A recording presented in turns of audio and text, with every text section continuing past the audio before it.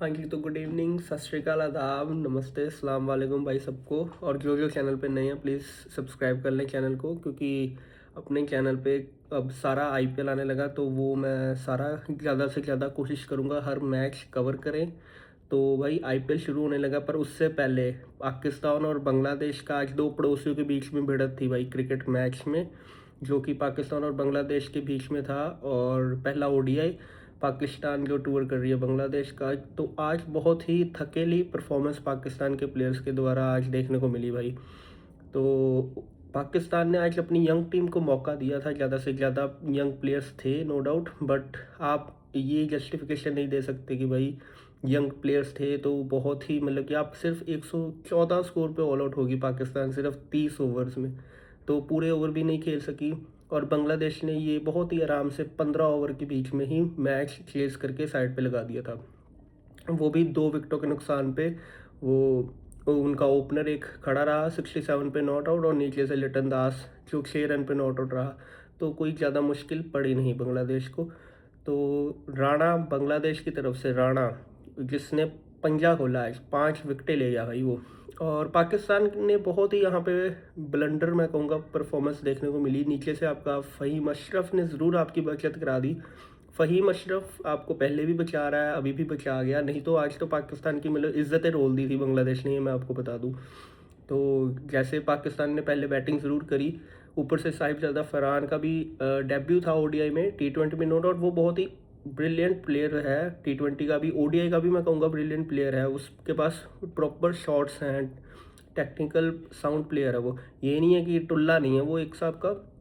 No doubt India के खिलाफ वो वर्ल्ड कप में आउट ज़रूर हो गया था पहले मारने के चक्कर में, बट वो अभी मैं कहूँगा अच्छा प्लेयर है, one of the good player में आएगा फरहान। और आज भी उसने स्टार्ट ज़रूर दिया, 27-28 आई थिंक करे उसने, 4 चौके मारे हैं, पर लेटर ऑन नीचे से भी कोई चला ही नहीं। जो भी मैं न्यू प्लेयर्स के बारे में तो बिल्कुल नहीं कहूँगा कि भाई पहला पहला मैच है सबका, पाकिस्तान में से जिन्होंने भी आज वो डेब्यू करा, उनको तो बैश करना एक बेवकूफ़ी होगी। पर यहाँ पे मैं कहूँगा आपके मोहम्मद रिजवान हो गए, शाहीन अफरीदी जो अपने आप को ऑलराउंडर कहलाते हैं, और अपना सलमान अली आगा जो कि टी20 में भी कुछ नहीं कर रहे हैं, क्योंकि पाकिस्तानी अगर कोई देख रहा है तो भाई वो तो बखूबी जानते हैं, वो खुद परेशान है सलमान अली आगा से, जो बस च्युइंगम खाते रहते हैं। एक उल्टे सीधे फेसेस बना लिए भाई, पर उनके बल्ले से ना कोई रन आ रहा है, ना कैप्टनसी में कोई बढ़िया ब्रिलियंस दिखी हमें टी20 में पाकिस्तान के द्वारा। और पाकिस्तान की क्रिकेट कहीं ना कहीं डाउन एंड डाउन ही जा रही है, चाहे वो अब आप देख लें वर्ल्ड कप हो, एशिया कप में भी हमने देखा इंडिया के खिलाफ तो बिल्कुल ही हमेशा से ही डाउन एंड डाउन जाती हुई दिखाई दे रही है हमें, खास करके अब वो 90s और अर्ली 2000s में जो हुआ करते थे मैचेस इंडिया पाकिस्तान के, उसमें कहीं ना कहीं देखने में मज़ा भी आता था। यहाँ पे हमारे सचिन तेंदुलकर हो गए, शोएब अख्तर हो गए, वकार यूनिस हो गए, ये अपने इंजमामुल हक हो गए, एमएस डी, सहवाग, गंभीर, ये सारे, मोहम्मद आमिर तक, मैं कहूँगा सरफराज तक पाकिस्तान काफ़ी ठीक था। 2017 की चैम्पियंस ट्रॉफी उठाई सरफराज की कैप्टनसी में, पर उसके बाद लेटर ऑन पाकिस्तान का डाउनफॉल ही शुरू होता आ रहा है और अभी तक ख़त्म होने का नाम नहीं ले रहा।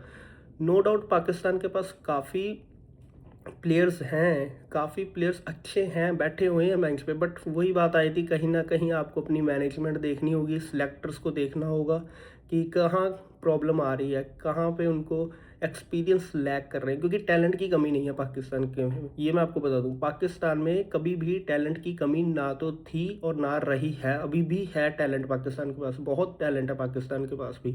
बट वही बात आई थी कि आप कैसे और कब किस कंडीशंस में प्लेयर को लेके आ रहे हैं, वो मैटर करता है। जैसे इंडिया में तो आईपीएल, जैसे हमें पता है आईपीएल नंबर 1 लीग है वर्ल्ड की, one of the richest league in the world है आईपीएल क्रिकेट में, तो वो तो एक ब्रांड है, और ऊपर से सारे फॉरेन प्लेयर्स भी आते हैं आईपीएल में खेलने, तो इंडियन प्लेयर्स को तो काफ़ी यहाँ पे मिल जाता है, एक्सपोजर मिल जाता है खेलने का, और सिचुएशंस, प्रेशर सिचुएशंस खेलने का।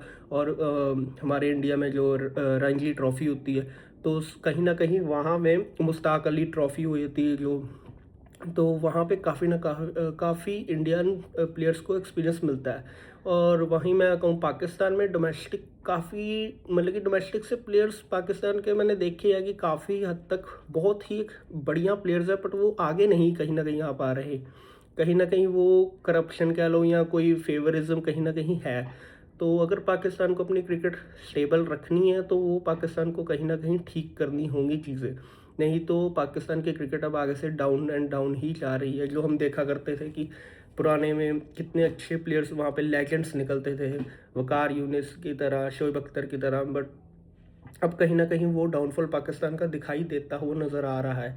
और अब मैं बात कर लूँ ज़रा मोहम्मद रिज़वान की, तो भाई आपको अब रन्स बनाने पड़ेंगे। आप पाकिस्तान के एक वेल नोन पर्सन हो, या तो विन है या तो लर्न है, वो तो आपने काफ़ी सबको बता दिया। तो यहाँ पे लर्न नहीं करी जा रहे हो, आप विन कब करके दिखाओगे अपनी टीम को आप, ये मैं आपको बता दूँ। पहले बाबर आज़म को भी आपने बिठाया हुआ है बाहर, बाबर आज़म की टी20 में तो परफॉर्मेंस ज़ीरो थी। ओडीआई में फिर बाबर आज़म कुछ ना कुछ कर सकते थे, तो आपने बाबर आज़म को यहाँ पे बिठा के कहीं न्यू प्लेयर्स को मौका कहीं ना कहीं दिया। पर रिजवान साहब, आप तो टी20 भी नहीं खेल रहे हो, आप तो पूरे फ्रेश आए थे, आप तो प्रैक्टिस करते हुए आ रहे हो। बिग बैश में भी आपका बल्ला नहीं चला, टी20 में खामोश रहे आप।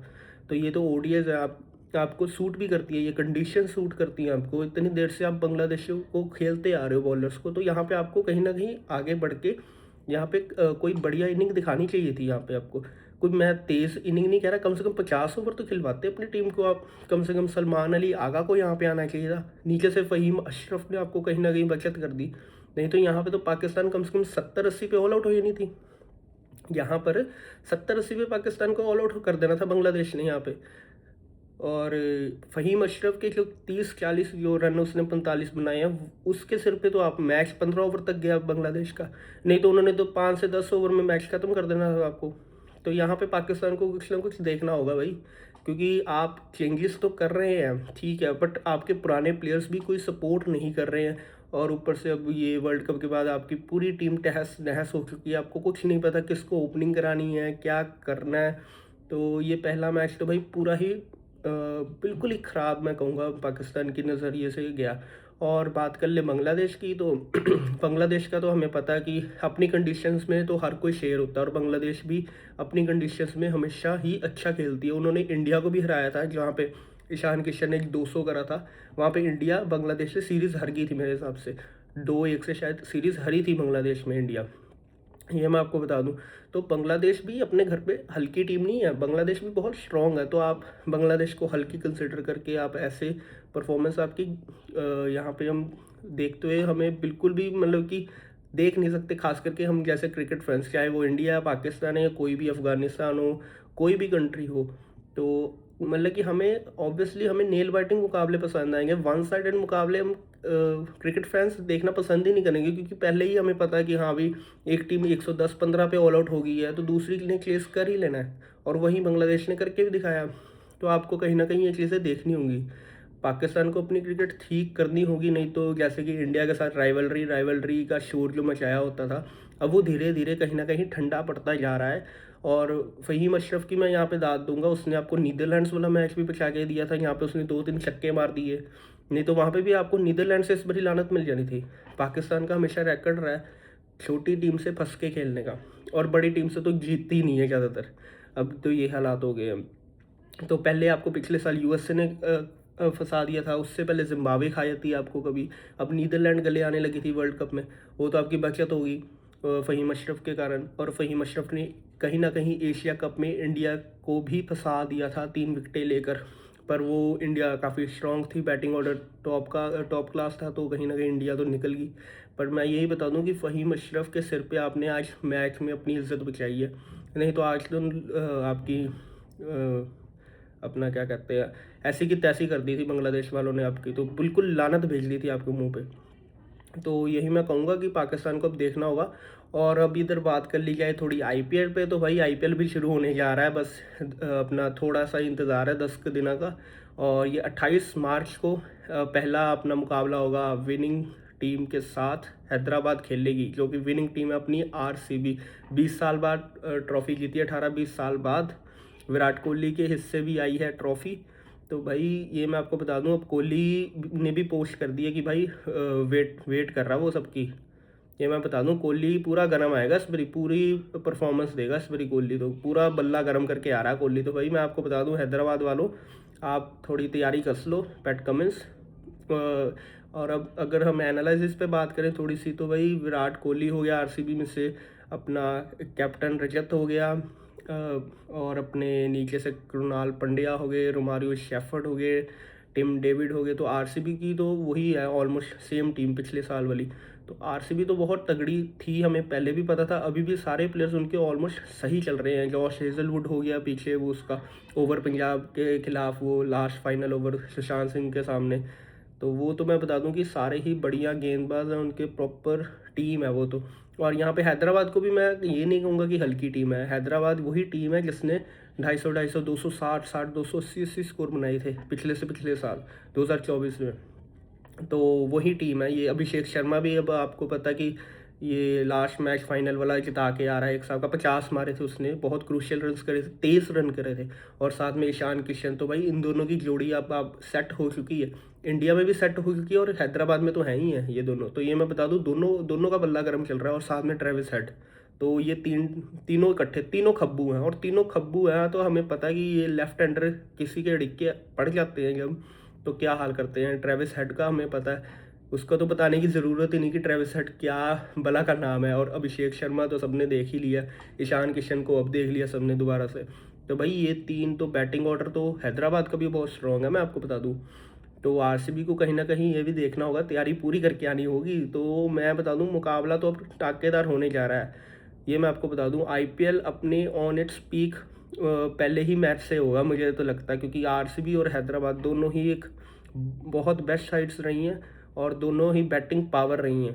तो बॉलिंग में भी हैदराबाद का भुवनेश्वर कुमार जो हुआ करते थे वो आरसीबी में आ चुके हैं।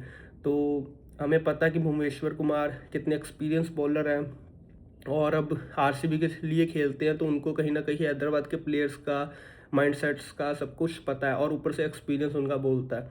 तो भाई कहीं ना कहीं भुवनेश्वर तो कामयाब हो ही गई मेरे हिसाब से हैदराबाद के खिलाफ मोस्ट प्रोबेबली। वैसे ही हर्षल पटेल हो गए अपने, वो आई थिंक हैदराबाद में अब, अगर मैं गलत नहीं हूँ तो ये मैं आपको बता दूं कि उथल पुथल तो होते ही रहते हैं, बट मेन यही है कि दोनों बैटिंग पावर हैं, तो मैच तो टाकेदार होने वाला है, ये देखने में मज़ा आएगा। सो अभी हम फिर जब मैच होगा तो उसके बाद फिर उस पर बात करेंगे। तो अब तब तक के लिए thank you, please like and subscribe for new videos.